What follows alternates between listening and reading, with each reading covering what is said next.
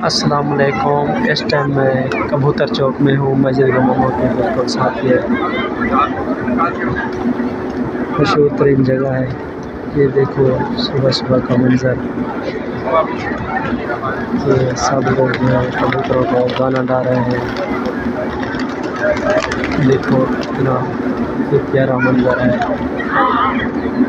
माशाअल्लाह माशाअल्लाह।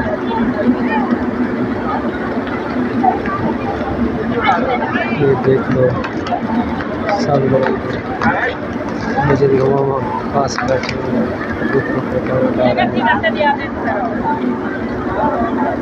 देख लो बहुत ही प्यारा लुत्फ़अंदोज़ मंज़र है।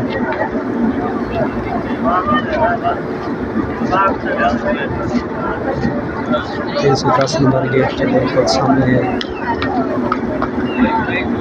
देख लो बहुत ही प्यारा मंज़र है।